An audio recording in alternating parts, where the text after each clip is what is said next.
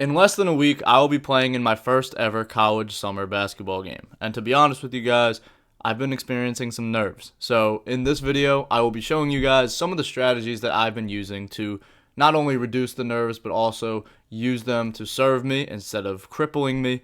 And speaking of crippling, I will show you guys what I've been doing to heal my broken shoulder injury that happened back in 2024 that is still a nagging injury today, especially as a shooter. So, let me break it down today. Alright, so let's talk about the nerves first. So, I've been feeling some nerves going into this first Summer League game.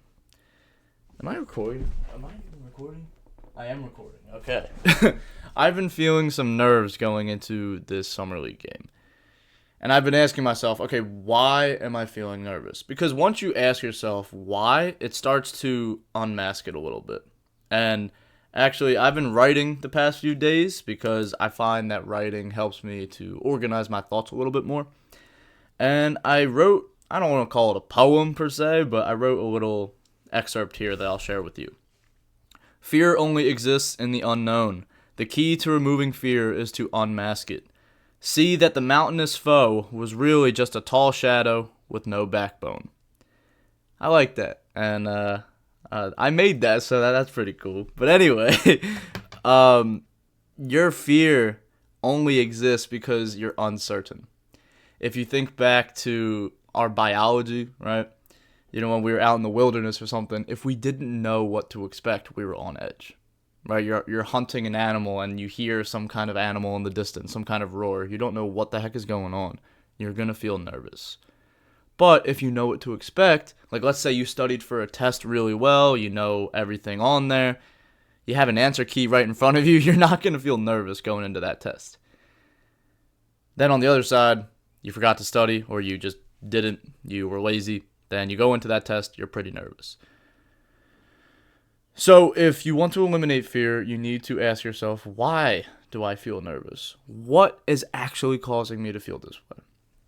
And when it comes to basketball, for me, my fear usually comes in the form of having high expectations and worrying that I won't reach those expectations. So, I'll give you an example.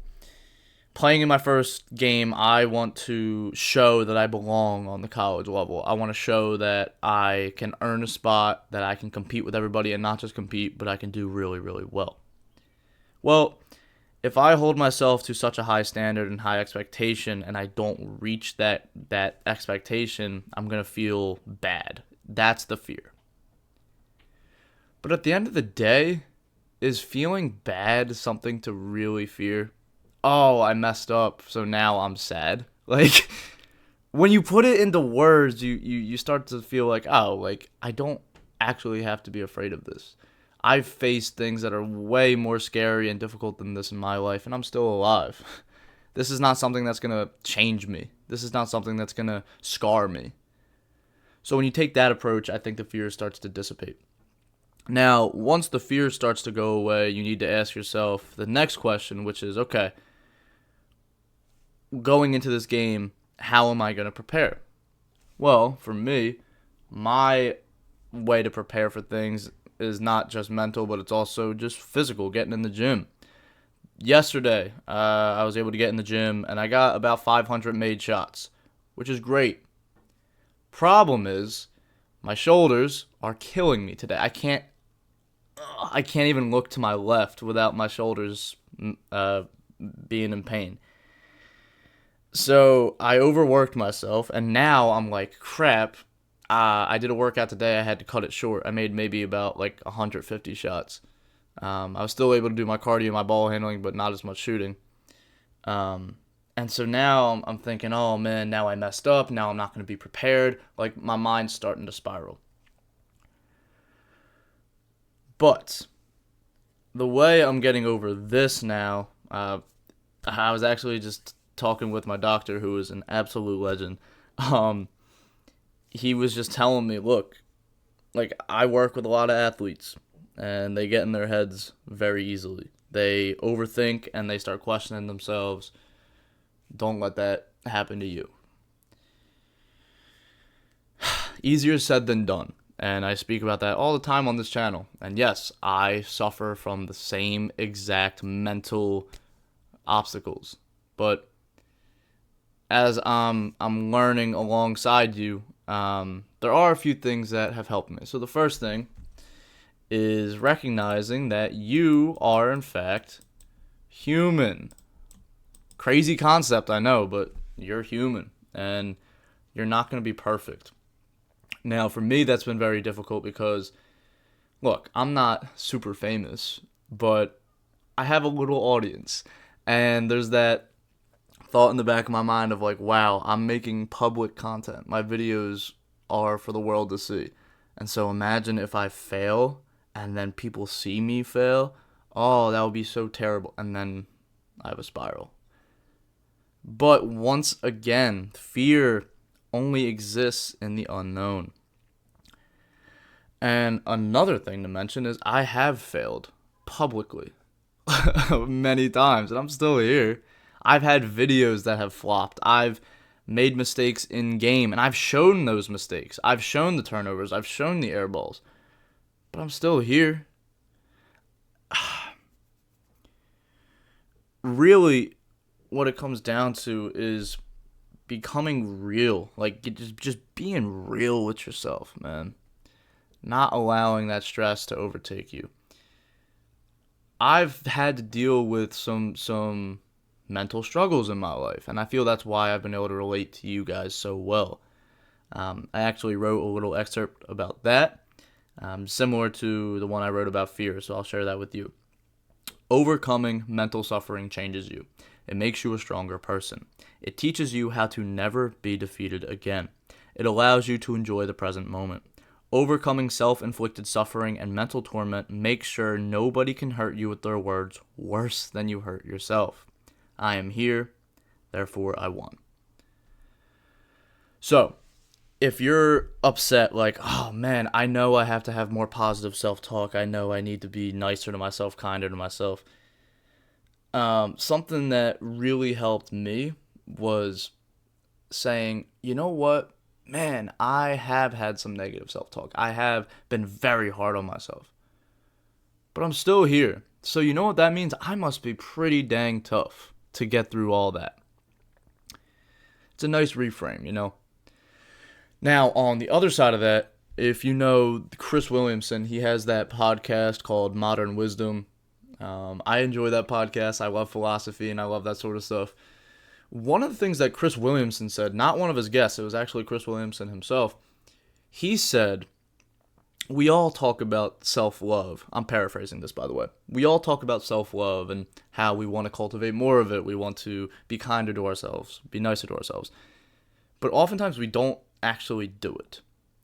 And what Chris said was, something I've started doing is after I make a mistake, I'll say to myself, okay, this is a great opportunity to practice being kind to myself. I'll tell you a story. I was coaching an AAU team, I think 4 weeks ago, and we were down by 2 points. Our team made a bucket. The other team called a timeout. There was about 15 seconds left in the game. The other team comes down. They make a shot. Immediately, I called a timeout. When we called that timeout, when I called the timeout, we did not advance the ball past half court. So we got the inbound with about 7 seconds left, and we had to bring the ball up the entire court to try to get a shot. I drew up a play that did not work either. That loss, I blame on me. We lost that game by 2. Or 1, actually. It was a 1-possession game. I blame that loss on myself. And I remember after talking to the team, and I said, look, guys, I made a mistake. That's on me. That's not on you. You guys fought till the very end, right? So I got in my car after that game, and I remember just sitting there and being like, I'm such an idiot. Terrible coaching. What am I doing? 19 years old thinking I can coach a basketball team. What am I? And I got so angry at myself. And then that thought popped in my mind. I said, this is a great opportunity to practice being kind to myself. And what I started to do was I started to be kind to myself. I said, you know what? You made a mistake, bro, and you recognized it, all right? Let's get over it. Let's move on. And then I said, you know what? You took accountability. You were responsible. That's something to be proud of. That shows your character. And then it turned into a good thing in a way. It turned into something that I can look back on and say, you know what? It didn't turn out the way I wanted to, but I'm still proud of the way I handled myself. That's with everything in life. It's all about perspective. As I'm getting older, I'm starting to learn that. It's all about perspective, man. If you look at Tony Robbins, if you look at Bob Proctor, Earl Nightingale. By the way, The Strange Secret to Success by Earl Nightingale is an amazing video. It used to be an old record. Now it's available for free on YouTube. It's like 35 minutes long. I highly recommend The Strangest Secret to Success. Listen to that all the time. I just started listening to it. It's really good.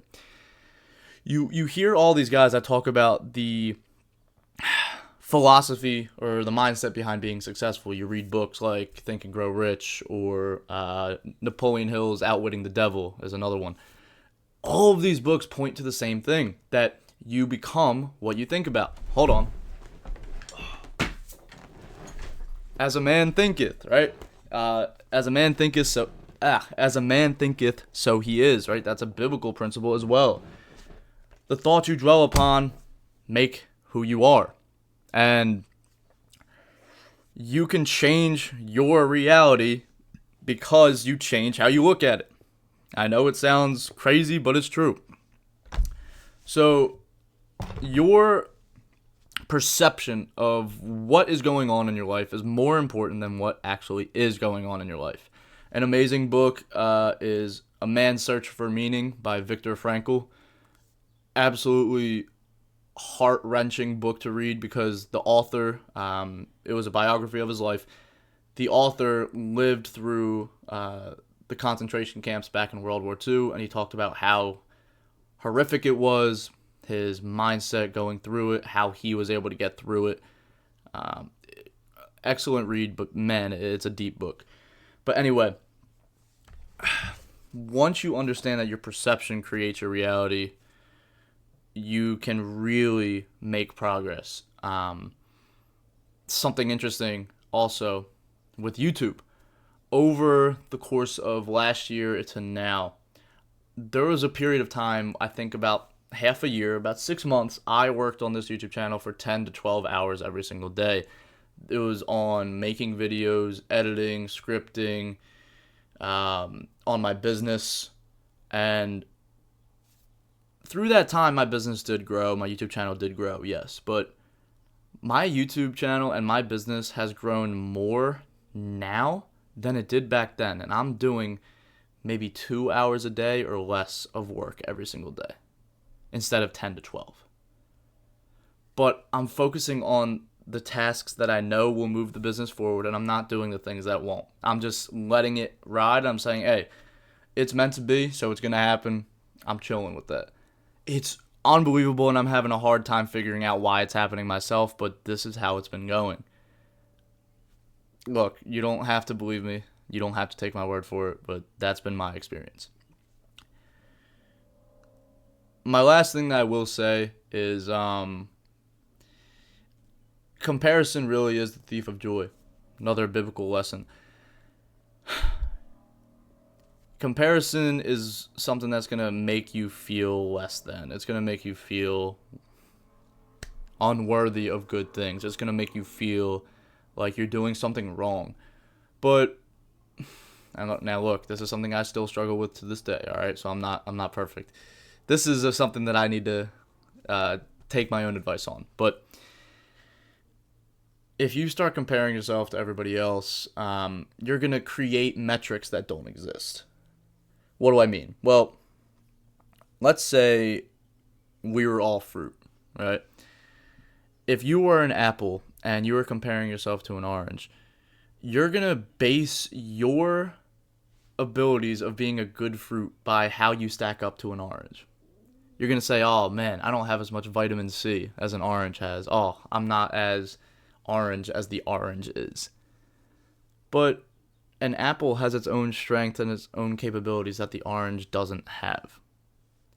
I know this analogy might sound pretty dumb, but the lesson still stands.